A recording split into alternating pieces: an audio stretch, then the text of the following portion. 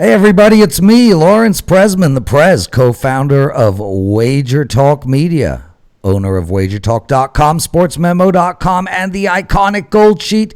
And speaking of icons, mid-major Matt and I are thrilled to be doing a show with one. No offense to either of us. Ralph Michaels, my friend, welcome to the NFL Preview Show. Appreciate it. And I just want to mention it now, Prez. You know, whenever I do one of these niche shows, I get excited. I'm a stat guy. And that, of course, means a new free Wager Talk stat guide available. It's the schedule and power rating guide at Wager Talk. You can find it either on my page or just go to wagertalk.com, go to the news, go to the NFL. It's the main story there. You don't even need to register. You click on it, it'll print off the 23-page PDF, and it's the exact information that I want to talk about here on this show, including my power ratings for each of the upcoming teams and a power rating for every game this NFL season. Yeah, and Ralph, I was just looking at it recently. It's absolutely spectacular, so great work on that. Thank you. Mid-major Matt Josephs. A little bit, if you could slide a little bit to your right, the other way, there you go, you handsome man. How are you, my friend? Always fun to be on the panel with you guys, especially talking about NFL footballs. We've got a very interesting season potentially coming upon us. Yes, we do. And just so everybody knows, we'll be doing this show every single Tuesday. 3 p.m. Eastern. It's our NFL preview show. Today we're going to look at the NFC East. I messed up our title there. Title change in mid-swing. We're going to look at the NFC East. But before we get into all of that stuff, and Matt, I'm going to go to you first. There's so many variables going into this season. Are there going to be fans? Aren't there going to be fans? Are they going to have a 17-game schedule? Aren't they? Is every team going to play at home? Some will, some won't, et cetera, et cetera. How are you going to attack handicapping sort of the future market as we're entering the football season in a few months? Well, I'm going to do my research like I'm going after this because I'm going to put bets down. But the problem is, as you mentioned, a lot of these wagers are based off of 16-game seasons, which we don't know if there'll be 16 games. As you mentioned also, I mean, I've been using an arbitrary number of 8. So let's say the first 8 weeks, there's no fans, but then afterwards there are. So that's something to consider. To me right now, as we go over these numbers, I have to be a number or 2 off for me to lock something in right now because I know there's a chance that it's going to be a refund. I'm going to prep like we've got a full, 17-week, 16-game season. But to me, I'm not going to lock anything in right now unless I see extreme value, which we'll go over as we go along. Right. And we're going to look at all of that. And as we spoke about today is the NFC East. Ralph, I'll tell you from my perspective, I don't bet a lot of futures. Very rarely do. I do bet some win-loss totals, and I, will be giving out some throughout the months. But I'm going to do that assuming that they're going to play all the way through. Other than that, I'm really not going to take any of the COVID variableness into account in my handicapping until the season starts. Where are you at with that? Well, in the guide I did, my team power rating numbers are not adjusted at all. It's if they're going to play the season. Right. What I did adjust is my home field edge, and I just gave everyone a flat 2.0 home field edge. So I am thinking that the season will start without fans, and therefore my power rating numbers are based on a 2.0 home edge. I still think even if there's no fans, there's the familiarity of playing at home, in your locker room, the height of the grass, the pitch of the field. So I still think there is an edge without fans. But if there are fans, there are certain stadiums like Kansas City, like Seattle, like New Orleans, that perhaps will get a point or a point and a half more in certain situations. Yeah, then conversely, stadiums like Jacksonville might get a negative. Yeah, you could, but it's always not, probably the 2 negative factors. Jacksonville doesn't draw the fans of some people. The 2 teams that, to me, can draw a negative number are the Arizona Cardinals and the LA Chargers, because those are two visible cities that fans travel to. When you watch the Steelers or the Cowboys play in Arizona, it is over 60% fans for those teams. Those teams don't travel to Jacksonville like they do to Arizona or the West Coast. So there are a couple teams that are negative. Jacksonville doesn't fall into them. And just off the subject a little bit, we'll talk about this more when we get to Miami. Miami, to me, is one where visiting teams do go. But Miami is so unique that when they redid Hard Rock Stadium, the Miami Dolphins are in the shade and the opposition are in the sun, and it's helped the Dolphins' performance the last few years. Their record's not great, but you look at the difference between their home and the road, you see those teams wear out, having been in that sun and humidity the whole third and fourth quarter. Great point. I want to welcome everybody to the show. It's the NFL Preview Show with Mid-Major Matt and Ralph Michaels. I'm the host. We do this every Tuesday, 3 p.m. Eastern. We're talking NFC East, one last piece of business. And then we'll later on, I'll fill in everybody on the schedule for the rest of the week. We have a new show starting tomorrow. Ralph, talk about the layaway plan we're offering. It's absolutely sensational value to everybody out there. Well, if you download the guide or, if you haven't been around, we have a layaway plan. What's important to know is this. The layaway plan will still be here for a few more weeks, maybe a month, maybe 2 months. But the super early bird price is expiring. So if you want anybody's college football or NFL, we're discounting it down to $599. Go to sportsmemo.com or wagertalk.com.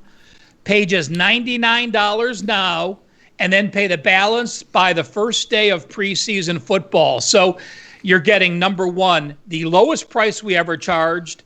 Number two, the layaway option of just $99. Number three, paying the balance first day of preseason. Sportsmemo.com or wagertalk.com. Hey, Abel. How you doing, Director? Welcome to the show, Victor. And Chris at Wager Talk. You always get a shout out, my brother. Okay, let's get into the NFC East. Let's start right off the bat with the odds to win the division. And then we'll talk a little bit about the win-loss record, which will creep into this discussion as well. I'm using lines from Bet365. Everybody is using different lines. They are slightly tweaked. Dallas, for me, is plus 105. Eagles at plus 130. The New York Giants at plus 800 and Washington at plus 1,200. Ralph, I'm gonna sort of start and give a little bit of my take overall, conceptually, and then sort of get into the individual teams and their odds. The bottom line really, as I look at the NFC East, is wow, they got it tough. They got the AFC North to contend with, a lot of road games into Baltimore, Pittsburgh, and Cleveland. And then they've got the NFC West to contend with, which might be the best division in all of football. So none of these four teams, and I don't want to discuss conference odds, but there's no value for me on conference odds here. The NFC East has got a real tough go of it. Dallas is clearly the best team talent-wise, but they clearly have the worst coach. Philadelphia would be the next best team talent-wise, and they have the best coach in that division. I think the coach is really going to factor in here. Dallas is they just can't get out of their own way. Plus 105 for Dallas seems to me like the best bet. I just don't find any value in it. I'm not touching any of these, but I will, after you guys go, make a small argument towards the New York Giants at plus 800. Ralph, where are you going with who's going to win the division from a value perspective and from a fan perspective? Yeah, again, you want to shop in the guide. I use Superbook numbers from the Westgate Superbook, and they had the Giants at 10-1. So if you are talking Giants, there's even more value out there. They had the Dallas Cowboys at even, and I think there is value on the Dallas Cowboys. We'll talk about more when we get to what they did last year, the coaching change. McCarthy may be a downgrade in some people's mind, but, what he's replacing, to me, it's an upgrade. No, it's definitely an upgrade. They went from the worst coach in history to the second worst. Yeah, well, again, it's an upgrade in my book, and if they have anywhere near the season they had, they're going to have 10 or 11 wins. But just to give you a preview, in the guide, my power ratings, what I do is I put the worst team at 0, which is Jacksonville, and the best team is whatever the difference is, and that's KC at 12.5. I have Dallas at 8.5, Philly at 8.5, the Giants at 3, Washington at 1. The difference here, though, is you talked about the schedule they have to play. Dallas has the number 24 strength of schedule as far as my power ratings go. Philadelphia has number 13 because Philly plays those first place teams where the Cowboys play the second place teams, and they're actually falling back. And not only that, Ralph, you also, and I'll go to you, Matt, in a second, you also have to take into account in regards to the 24th worst or the 13th worst is that they're rating Philadelphia worse than Dallas, which means Philadelphia has 2 games against a team rated better than them, and Dallas has 2 games against a team rated worse than them. Well, I have them 8.5. Both teams at 8.5. But I'm just talking about what the odds makers have done. Gotcha. So, Ralph, you think there's value at Dallas at plus 105, even money? Is that something that you're prepared to bet, or it just, you feel like there's value there? It's a bettable prop for me. It is. When I go through, when we're looking at win totals, division odds, playoffs, yes or no's for these teams, I do feel there is value in the Cowboys. And I'll just mention this now. We'll talk about it soon. They had a historic season. I'm a very stat-oriented person in the NFL. You have your ups and downs, but teams return to the norms. When you have a team like the Dallas Cowboys, when you take their yards per play on offense, subtract their yards per play defense, that's the yards per play diff. I give you the yards per play diff for every team in the NFL the last 3 years. Dallas last year was number 2 in the NFL at plus 1.3 yards per game diff. They were number 2 in the NFL in plus 104.5 yards per game. If you're plus 104.5 yards per game in the history of the NFL, that has translated to a team going 13-3. So that team had 8 wins last year, although the stats showed they were a 13-win team. Part of the reason, again, I think there's value. Sorry about that. Matt, let's talk about the Dallas Cowboys. Look, I agree with Ralph. I mean, I think they're the best team in this division. I'm not a Dak fanatic, and I feel like this team has to show me something. They've just been getting in their way of themselves for years, and they just hired a coach who really has lost sight of how football is played offensively from my perspective. So I don't see the value in that bet, but I do recognize they're the best team in the division on paper. Where are you going? Well, so first off, I'm going to put my Eagles fandom aside. I feel like I'm more of one of those like fatalist type fans instead of those who are like, yeah, rah, rah, it's 16-0. So I think I can look at them fairly. Here's the biggest advantage I think the Eagles have. They've got the only continuity at head coach and the only continuity pretty much at all the coordinator positions, and that's going to be huge. We don't know how much Mike McCarthy's been with his team. We don't know how much Joe Judge has been with the Giants. We don't know how much Ron Rivera has been with. Now, look, Rivera and McCarthy are veterans, and Dallas has a veteran team in all the right areas, but still, in order to learn their system, it's easier to learn doing on the field. This was always the advantage the new coaches had, because nowadays they'd have the extra mini camp that no one else had.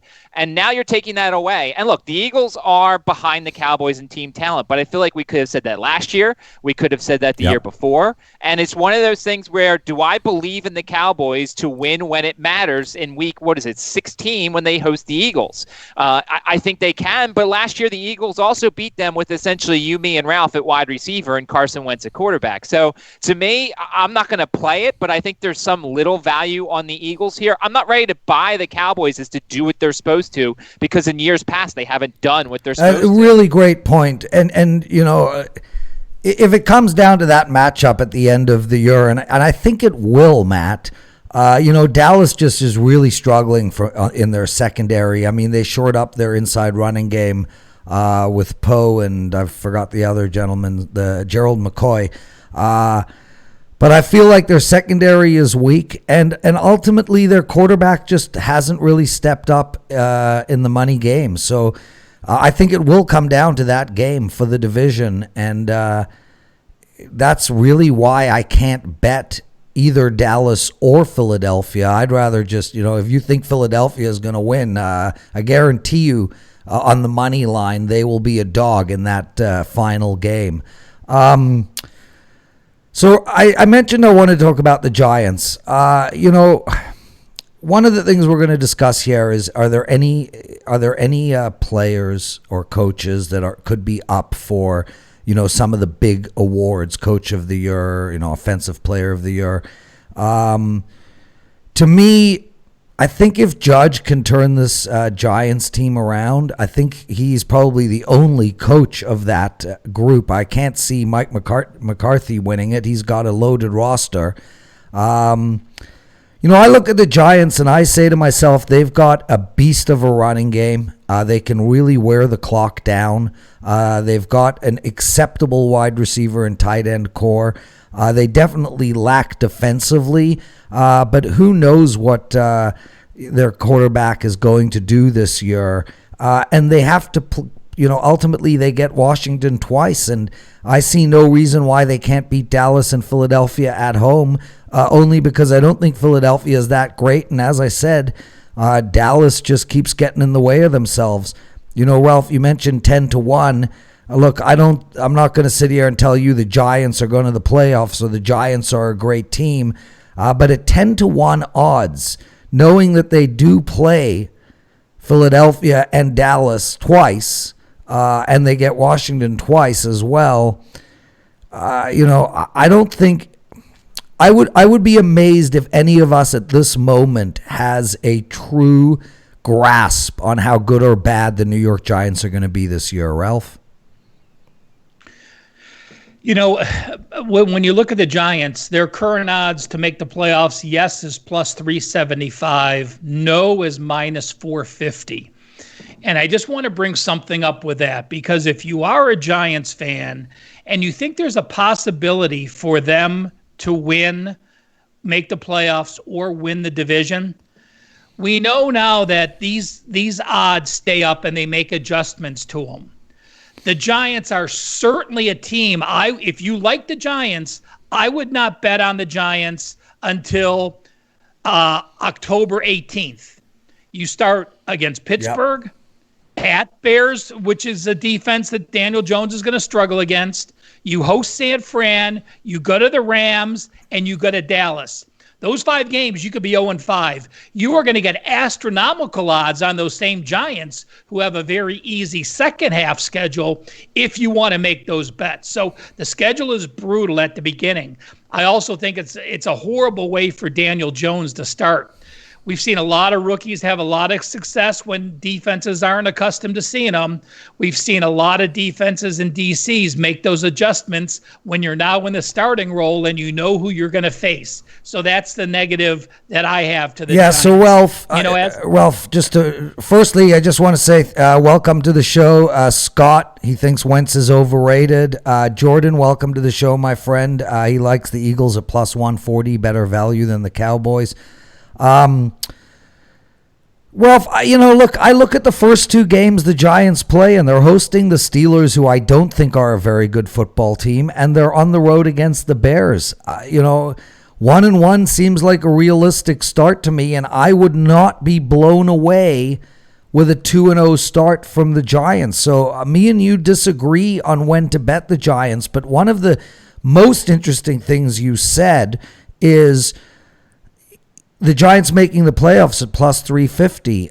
To me, I can't see 2 teams coming out of this division. So, when you've got Tampa Bay and New Orleans and Atlanta in one division, and you've got Seattle and San Francisco and, potentially the Rams in another division, and you've got Green Bay and Minnesota in another division, I am hard-pressed to see 2 teams coming out of the East. So why the hell wouldn't you take the the Giants to win at 10-1 over the Giants to make the playoffs at 3.5-1. Oh, I think that's an excellent point. I actually think there's value betting the Giants minus 450 to not make the playoffs. You know, we've seen some crazy lines on baseball. That's a nice bet. Laid 400. That's a nice bet. But that's why we're talking about divisions. But Ralph, just stop there for a sec. From a math perspective, and sorry, Matt, obviously we're coming to you, but just stop there for a second.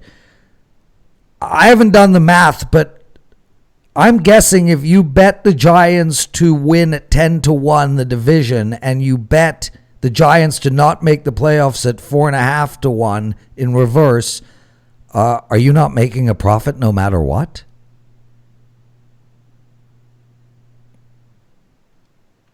Yeah, well, I think that's a fair point. Yes, because if you're saying the Giants are going to win 9 or 10 games to win the division, that means the Cowboys would have to do that. And since you're playing each other twice in your division, both cannot happen. So I think that's a very fair point to say. Matt, where are you at with the New York Giants, good sir? Well, you look at the lines out in Vegas, so, because some of the books have already put out lines, they're favored in one game. Yeah. They're a 4-point favorite against the Redskins. They're dogs in 13 games, 6 of those 5 points or more, and then there's 2 pick'ems. So by Vegas's standards and by the odds makers' standards, they are essentially going to give them, all right, 2 wins. They say they win one of the pick'ems, they lose one of the pick'ems. So you're asking for them to do a lot of legwork when the odds makers are basically putting out that they think, the over/under is 6.5, but they're only favored in 1 and there's 2 pick'ems. So you're trying to find 4 more wins where they're an underdog, and I think that's asking a lot. Now, I wish I could sit here and say, all right, let me make a case for the Redskins, being a team that I'm very familiar with, having been to their training camp a bunch of years here in Richmond. But the only case I can make is the Skins defense. Arguably, their front seven's the best in the division. Their secondary is improved by simply virtue of the fact they got rid of Josh Norman, even though he didn't play by the end of the season. But their offense is by far the worst. So I can't even make a case for the Redskins to be better than the Giants so far this year. Guys, let's get into win-loss record, which will give us a chance to talk more about the teams individually. John Stallis, welcome to the show. Bet against Tampa Bay as a favorite all year. That's his thoughts. Well, we'll talk about that when we get to that division in another week. Real quick, I just want to make mention, Ralph and I do a show every week during the NFL season called the NFL Presidential Address. It's likely Teddy will be joining us this year.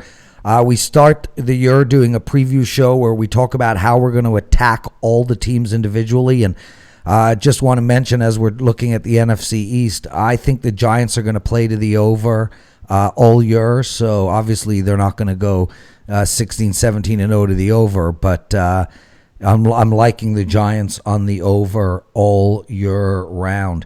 Okay, boys, let's get into win-loss records. And Matt, I'll go to you first. And let's start with Dallas at +1 at 10 wins, minus 120, give or take, minus 130, depending on where you're betting them. I think 10-6. I think 10-6 is their record. I think that is a perfect line. I see no value in either direction. Yourself? I agree. I mean, I can't. When I did my 1 through, I got 10 or 11 wins. The things I was looking at, we talked about it with the Giants. The Cowboys are favored in 10 games. Now, 4 of those are within 3.5 points. Yep. So there are some, potential to go either way. And they're dogs in 6. 5 of those are within 3 points. So they could, take some of those favorites and turn them into losses and turn some of those underdogs into wins. They got the 3 straight home games, weeks 4 through 6. Now, Cleveland, Giants, and Cardinals, you figure they should go 3-0 there. The thing I'm going to bring up, at least when we talk about some of these teams, are potential flat spots, because it's never too early to circle that game on the calendar that you think that could be one of those games where they're like, ooh, they may not play straight. So they've got a game against That's what I was going to say later on. Yep. And it's after playing at Baltimore, and it's before hosting the 49ers. And this is the same Cowboys team that lost to the Jets this past season. The other thing I'll say real quick is that, I used that arbitrary number of 8 games, the first 8 games, potentially without fans. Nothing really that big there, 4 home and 4 away. We'll talk about a team coming up where that does affect it. But I think 10's about right. So there's no real value there. But I'm watching that Cincinnati game later on to see if that's a flat spot for the Cowboys. And it's so interesting you said that, because I had that circled as their flat spot as well. So you and I both agree there's really no value in either direction on the Dallas win-loss total. Ralph? Question for you two guys. Does Andy Dalton at Dallas change that a little bit from being a flat spot to Dalton trying to rile up his troops? Andy Dalton couldn't rile up troops on any day, and nor will he see the field. And I would bet plus 200. He's not even on the team at that time. So Andy Dalton does not factor in my opinion, at all. I will take plus 200 that Dalton is on the Cowboys when they face Cincinnati with his $3 million. Okay, fine, guaranteed. he will be, but either way, I'm not factoring Andy Dalton into this equation one bit. I'm going to just take 1 second going through the Cowboys. When people download the guide and look at each conference, each division is 2 pages. The schedules with my power rating numbers, the theoretical odds. And if you ever want to know how they make the theoretical win totals, they basically do this. At the Rams, Dallas will be a 1-point dog. Mine, that's a 49% win total. Hosting Atlanta minus 4.5, that's a 67% win. At Seattle plus 2.5 is a 46% win. So when you add up all those theoreticals for the 16 games with the line based in, Dallas Cowboys only come up to 9.37 wins. So, can they get more? Yes, I think they will because of their stats. But, it's always good to know what the theoretical is when you're looking at wins and losses. And it's important when you're doing your wins and losses that you do them by division, because 6 of your 16 games are division games. You can't mark a win for Dallas and a win for Dallas against Philly and then mark a win for Philly against Dallas and a win against Dallas. So double check your work, do a division at a time, mark who you think those wins and losses are, or you don't have to mark anything. There's a lot of games that I mark a toss-up, and then I evaluate down the road. But Dallas's average line, which I think is something important, their average line in their 16 games, minus 2.2. The biggest dog they're going to be, I have them as a 5.5-point dog going to Baltimore.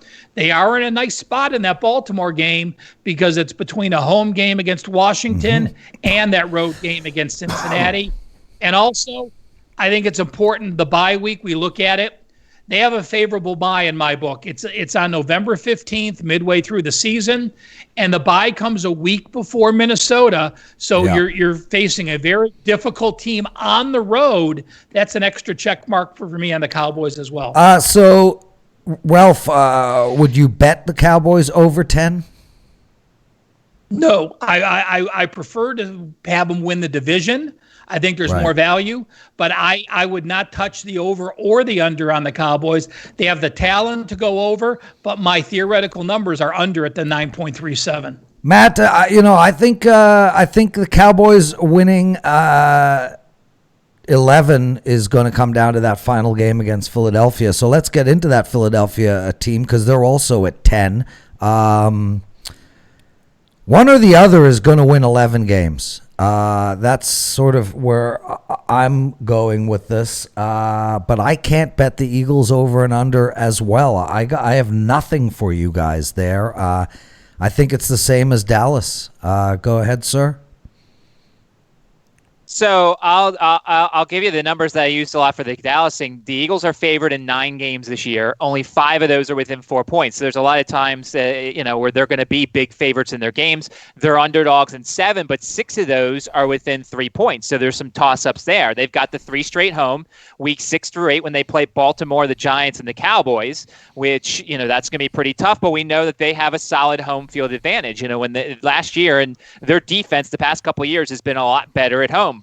Going to the point I made about the arbitrary first 8 games, they've got 5 games at home, those first 8. So in theory, if there were no fans for the first 8 games of the season, the Eagles would be one of the bigger teams hurt by it because they've got tough teams at home and they've got them early. So that's something I was considering. The flat spots here, boy, I found actually a couple of them. You've got the Giants game that we talked about between the Ravens and the Cowboys at home. You've got the road game at Cleveland in week 11 between the Giants home game and Seattle, which is a massive revenge game, or Week 15 at Arizona between the New Orleans game and at Dallas. This is an Eagles team I'd love to say, yeah, I'm an Eagles fan. They're going to win 10, 11 games, but I don't see it. I actually think 9 is not a bad number for them potentially because it's a really tough schedule. And if there's no fans early, they could be really affected by and it. Guys, just to quickly mention, you can get the Eagles at a 9.5 on the wins, which still for me is a pass. Ralph, I just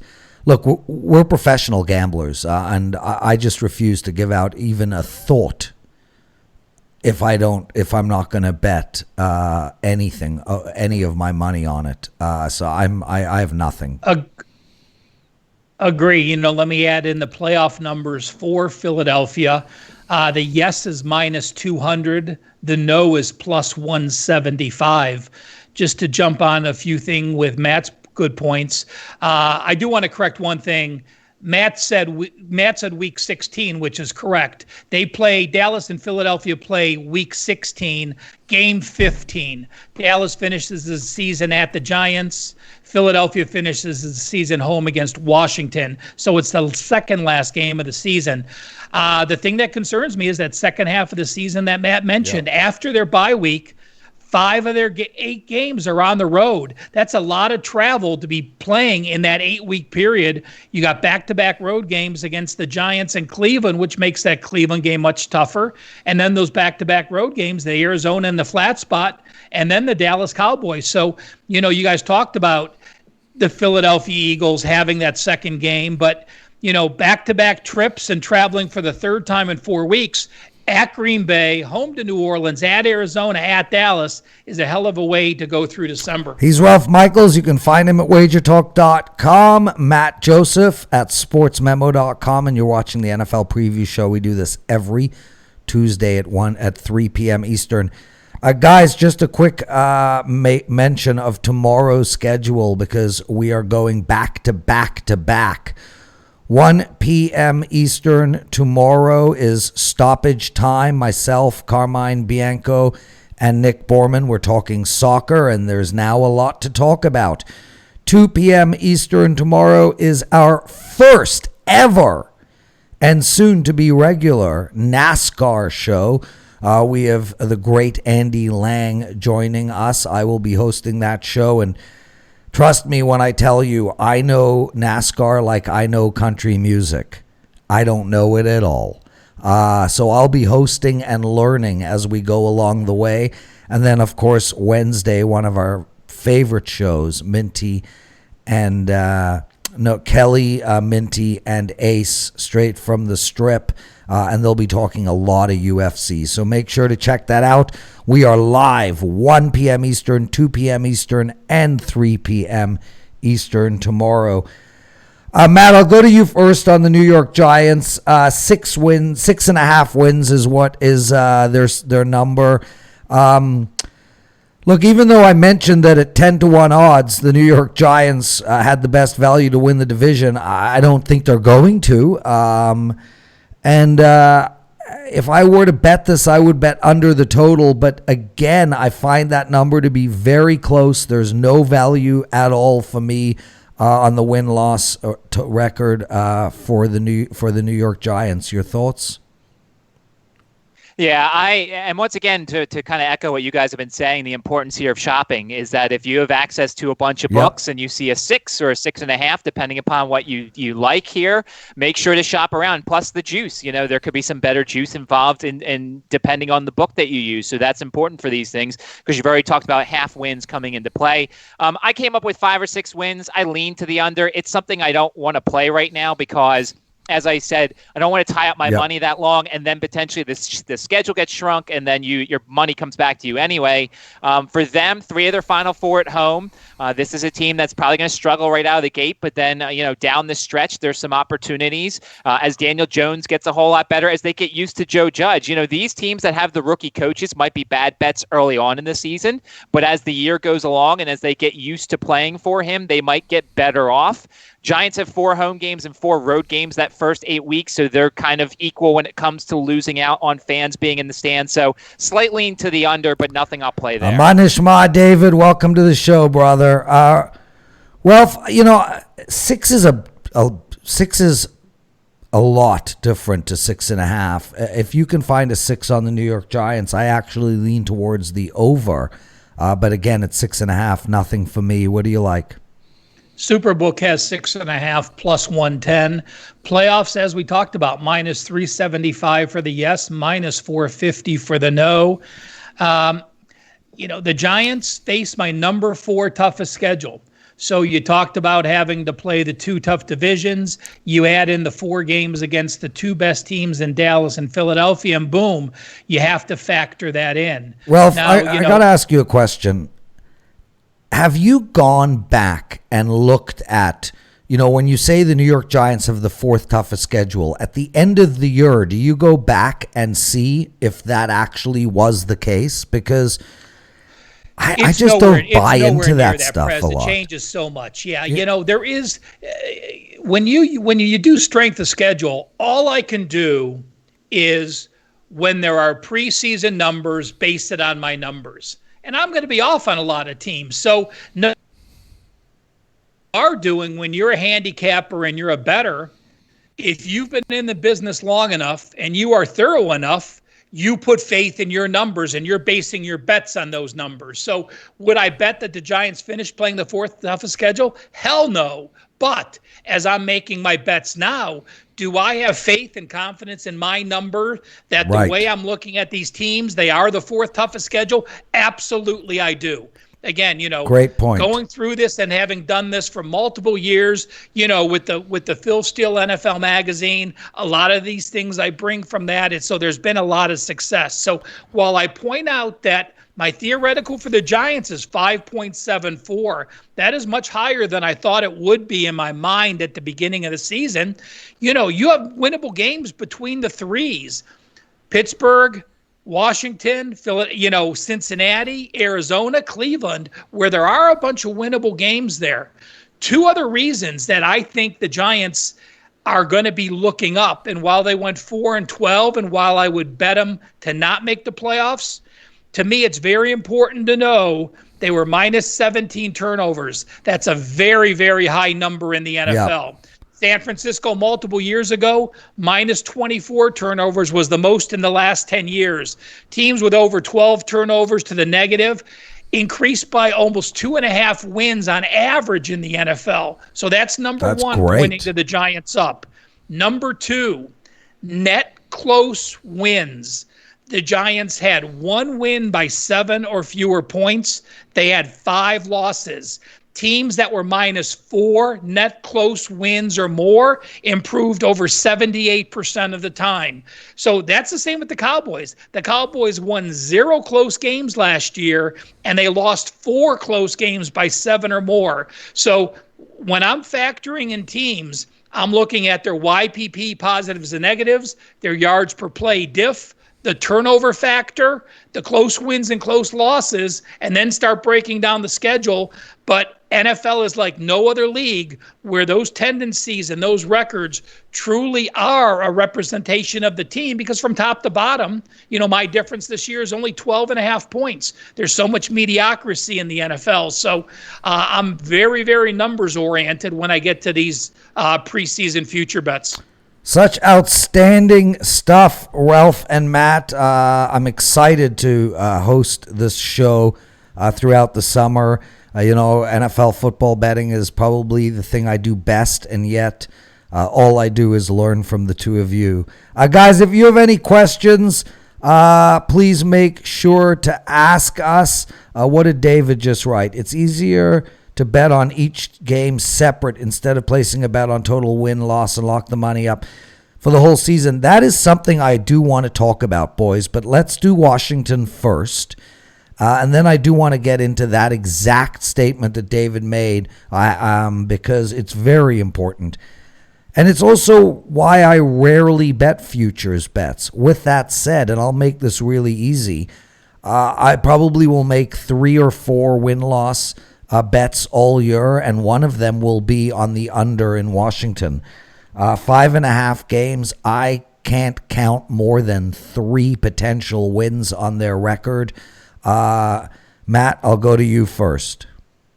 Well, I'll say this. Having been at Redskins training camp the past couple years, our station broadcasted from there, and I had bought some of the hype. Last year I got bid, I had the over. Every year we talked about how good that defense is going to be, and in theory, once again, it should be a good defense. They actually have a solid defensive coordinator this time with Jack Del Rio taking over, and with Ron Rivera being an upgrade from Jay Gruden. Yep. And being an upgrade there, that should be good. But the offense is a massive question mark. You've got your skill position guys. You've got a whole host of guys in the backfield that we don't know. We figure it's going to be Darius Geis, but he can't stay healthy. How about Adrian Peterson? They've got, J.D. McKissick. They've got the Gibson kid, and Peyton Barber and everything. So, the Redskins defense, I think this is a team I'm going to look at a lot of unders this year, although there's going to probably be a lot of 36, 37, 38s in their games. The Redskins are only favored in 2 games. They're a 1.5-point favorite against the Bengals, a 0.5-point favorite against the Panthers, which is that game in Week 16, their final home game, which will be big for Ron Rivera. They're dogs in 13 games, 8 times, 6 points or more. So, the odds makers really do not like this team, and there's one pick 'em, the home game against the Giants. They've got 3 straight on the road starting Thanksgiving with Dallas, Pittsburgh, and San Francisco, which I dare somebody to find a tougher stretch than that. They are a combined 35-point underdogs in those contests. They've got some early home games, 5 home, 3 away, and a bye week in Week 8, just going off that arbitrary number if we don't have fans the first half of the season. I don't want to buy the hype again, but one of these years, that defense has to play well enough for them to be worth it. I'm not going to play the over. I'm not going to lose again. Fool me once, shame on me. No, fool me once, shame on you. Fool me twice, shame on me. So probably no play here, but I wouldn't be surprised if the Redskins are better than that 5.5. Yeah, I can't see it at all, Matt. And I look at, I've gone down their schedule just like you. I've taken apart the games. And, Ralph, I find 3 wins and 3 wins only, which gives me a 2-win cushion on that number. I am betting the Washington to go under the total of 5.5 games. This team, and I grant you, Matt, look, they've got a really strong front 7. Kerrigan's a beast. Young, it looks like he's going to be a hell of a great edge rusher. There's no offense here. I mean, we don't even know who's going to be the quarterback with Rivera bringing Kyle Allen into the mix. They do not have a world-class running game. They do not have a world-class wide receiving game. They do have a great tight end, but this offense is going to struggle all year, and they don't even have a great offensive line. Ralph? I am not high on Washington. As I said at the beginning, my power rating for them is 1. So Jacksonville has a 0. Washington is 1. They're my second lowest team in the rankings. And yes, it's a very astute move to bring in your quarterback who knows your offense to help teach a young quarterback, Dwayne Haskins, the system. Now, here's my problem. I mean, people need to remember, Dwayne Haskins played 1 year at Ohio State. The kid did not play. He sat for 3 years. Now he's played 1 year at Washington. He's not going to turn into this quarterback. The funny thing is, if anyone needed to go sign a veteran quarterback, I think Washington probably could win 6.5 or 7 games if they had someone like Cam Newton, a quarterback who came in and they had that senior quarterback with that defense, or maybe not even Cam, someone that doesn't turn the ball over. Let's say Brady. Brady went there, and I know we went through the presidential address. You're not a fan of Brady. I love the guy. Brady doesn't turn the ball over. So when you have an offense that is so inept, goes 3 and out, your defense, which is so good, doesn't show up good statistically because you're on the field so much. But, you look at the yards per play and they just wore out. There's so many games that, in the half line last year, they allowed 10 points to Philly at half. They ended up 37 for the game. They only allowed Carolina 14 and a half. They gave up 21. Only allowed 6 to Detroit, had a bad second half. Only allowed 13 to Minnesota, and then the second half. So you look at their first half numbers, and they were very strong. So that, to me, is what I still will look at. I will look at Washington with the improvement. If Kyle Allen can get Dwayne Haskins playing mistake-free, I think they're a team to really look on for the first half of games this year. As far as my theoretical, It has them with 4.61 wins, again, to the under. I agree, the winnable games. Yes, you have some games on the road against teams you might be able to beat, but those crappy teams like Cleveland and Detroit, and that's it, actually. But two road games. They're not crappy. Yeah, well, like I said, I have them as an 8-point dog at Cleveland and a 6-point dog at Arizona. So 5.5 wins, lean to the under, not making a bet. Their division price, just FYI, so we can talk about it, 18-1. And their playoffs, you're plus 600 to bet yes. You're minus 900 to bet no. You look at their turnovers, they were plus 1 turnover. That's not a positive. You look at their close wins, they were only minus 1 close win. It's a negative. If you look at their yards per game diff last year, they were last in the football, minus 110 yards per game. They were number 30th in yards per play, minus 0.7. There's just too much of a gap for them to catch up. Can I add something here? Of course. So I agree with all of what Ralph said, but when I look at this team with Greg Minuski as their defense coordinator, he had people in such terrible positions. And I understand part of what you were talking about is the offense kept going 3 and out. They got tired in the second half. Last year, they went out of their way to not play Josh Norman. And the guys behind Josh Norman were actually worse than him, and he was pretty bad himself. I wondered how much you can account for Jack Del Rio being a very good defense coordinator with very good talent in terms of the front seven, Allen and Payne and Chase Young and Kerrigan and all these guys up front. Kendall Fuller's an upgrade at corner. Their safety group is better than it has been. How much can you account for in your numbers that their defense is going to be coached now by somebody who actually knows what he's doing instead of Greg Minuski? And Rivera knows how to coach defense too. Go ahead, Ralph. I am not opposed. This very much to me, though, I'm going to make the comparison that this is the Chicago Bears last year with Trubisky. It doesn't matter how good of a defense you have. If you have a quarterback there that's going to make mistakes, you're not going to win games. Yep. So to me, it is the Chicago Bears. Their defense may not be close to the Chicago Bears, but I'll tell you what, their front seven is with Chase Young now maybe close to the Chicago Bears. So to me, they're the Bears of last year. No matter how good your defense is, unless your offense can do something, you're still going to be in trouble. Well, if Scott Brown, one of our listeners, is in the chat room right now, he puts up Ron Rivera has won 6+ games every season in the 16. Every season he's coached. I don't, that stuff is meaningless to me. I mean, look, obviously he's a decent coach to be able to do that. He went 5-7 his first year. Oh no, he went at Carolina. He had 5 wins, right? He went 6-10 his first year, but he took over a Carolina team that was much better than this Washington. That's what I was going to say. Yeah, absolutely. And plus, he's really had Cam Newton most of his career. Speaking of Cam Newton, and I know he's not relevant to the NFC East, but man, nobody wants this guy. I don't get it. See, here's my issue with that. Go ahead, Matt. Here's the issue I have with that is that I don't know if Cam Newton's ready to be a backup yet. I think there's probably been teams who have called and they've said, we want you, but you have to be a backup. And rightfully so. Look, Cam is going to be better. I got into it on Twitter with somebody who was talking about how many places Cam Newton should be. And one of the places he said was Buffalo. And I said that was ridiculous. But there are places that Cam Newton would step right in and be a solid starter. But if you look, Chicago is put a lot of money into Nick Foles, and they're not going to add Cam Newton too. Clearly, Belichick doesn't want Cam Newton as of now. Why? Plus, we don't know. Well, we also don't know how physically healthy Cam Newton is. Yeah, I think that's the point, Matt, totally. I think without being able to give the guy a physical, you're not going to sign him, and you can't give him a physical yet. Right. I think that's the only question here. Yeah, because I'm shocked that he is not a New England Patriot. Guys, let's talk about the comment that David mentioned, and then we'll call it a show. This is so much fun. I wish I could do every division with you guys right now. Matt, what division you want to do next week?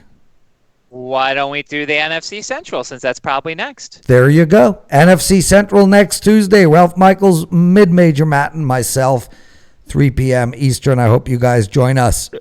And if you guys have any questions that you want us to talk about during our NFL preview shows or during Ralph, Rob, Vino, and Drew Michaels' college football shows, which they do 1 p.m. Eastern every Tuesday, just tweet to us, especially to Ralph at Cal Sports LV. Nobody knows more than that guy.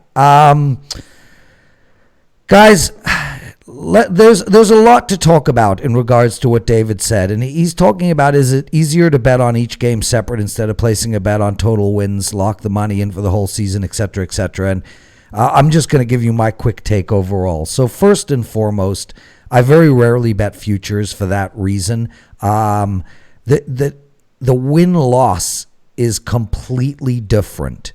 If I'm going to bet a team to win the Super Bowl, so let's say at the start of the playoffs, I'd rather take them on the money line and just roll the bet the whole way through and make a hell of a lot more than I would have made if I had bet it. If I had bet the future. And it's similar to if I'm betting a team to win the division or not to win the division. The difference for me is in the win-loss record. You get one shot at that, and it is a legitimately good bet if you find good bets in any particular sport. My last comment, and then I'll go to you, Ralph, is the concept of tying up your money for a long period of time. We're all different, Ralph, and I respect that the majority of our listeners, customers, users, readers, whatever, are playing on a tight bankroll where they put aside $1,000 and that's what they have for the NFL season. It's not what I do, Ralph. You know, I have 90% of my money in mutual funds. That's pretty locked away. And I'm not going to be touching that money for decades at times. Yours, at least. I see no reason why I can't take some of my already locked away money and lock it away on a win-loss record. I understand that if I only had a finite amount of money to bet in the football season, it might not be a smart thing to do to tie up your money. But I can use, like, if I have $1,000 to bet on the football season, I'll make it $1,200 and bet $200 on the win-loss total. So I don't really buy into that argument, although I do understand it. Ralph?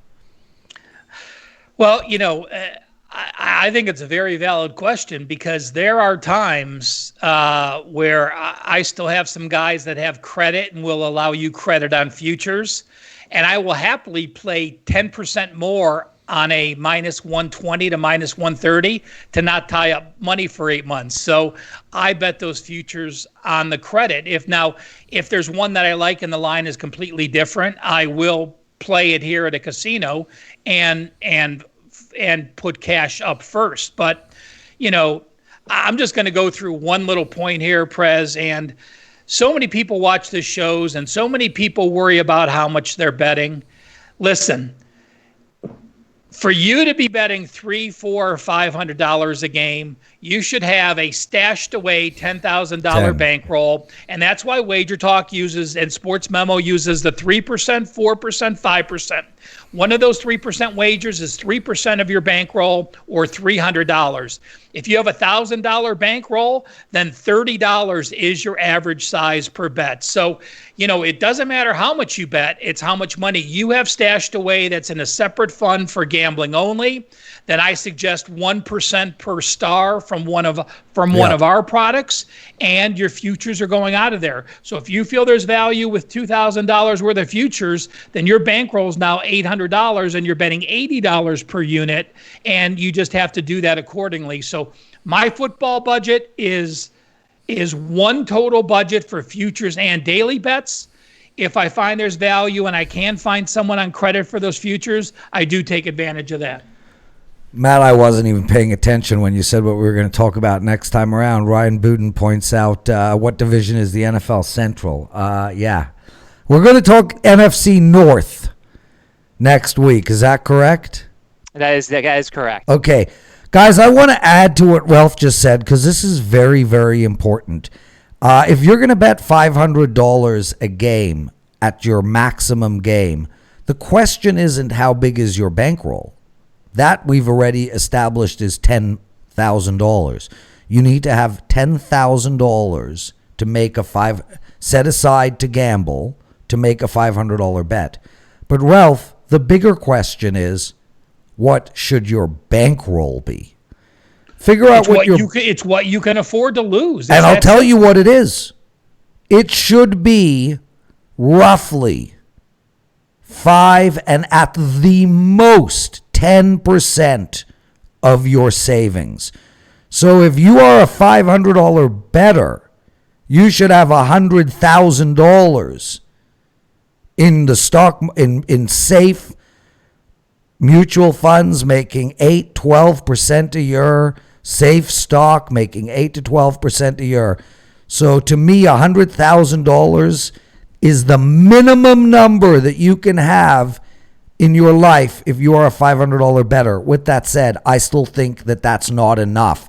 I think you should have $200,000 set aside to justify $500 bets and a $10,000 bankroll. Do you want to add to that at all?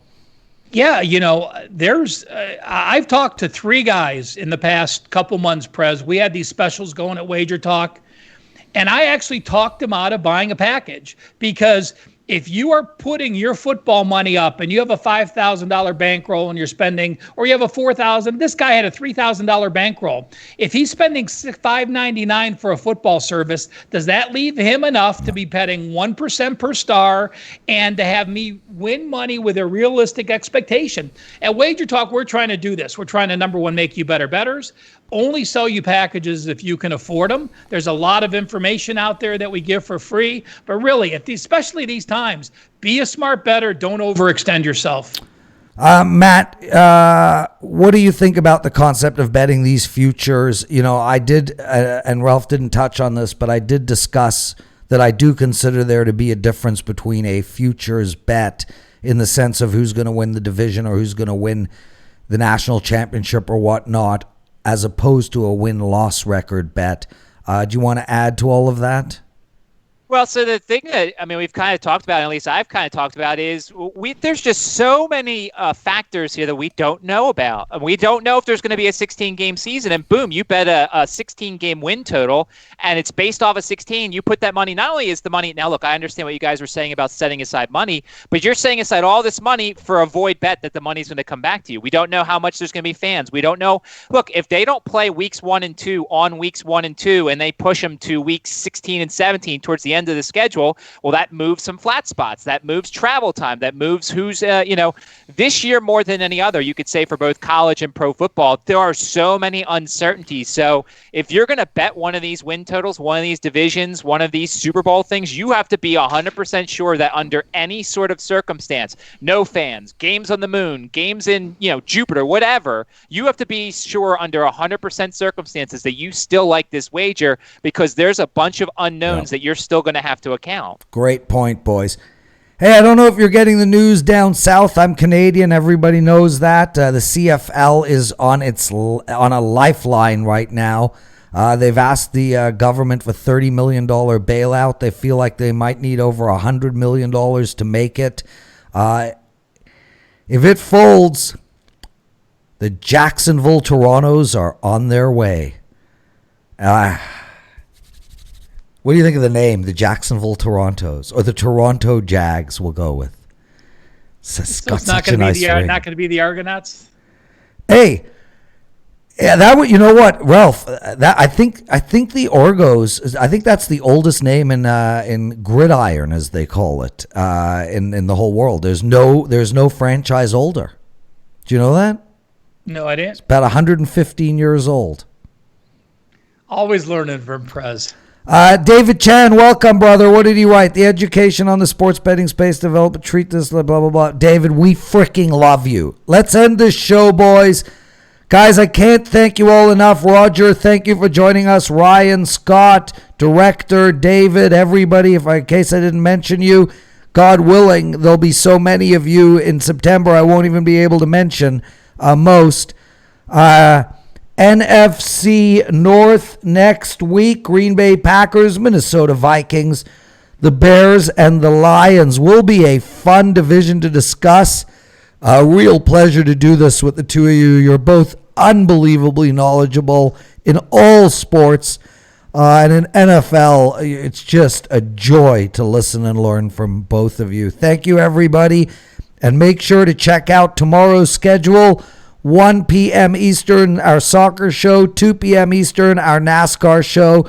3 p.m. Eastern, straight from the strip with, I got you, Ralph, with Kelly, Minty, and VR. They talk UFC. Go ahead, Ralph. I saw the pen. Wednesday soccer. Don't forget, guys. Carm's got a 5% play up for this weekend. Guess what? It's Tuesday. $2 for a weekend soccer play. Make sure you get it today on Tuesday. Only pay $2. I'm sure he'll talk about it more tomorrow.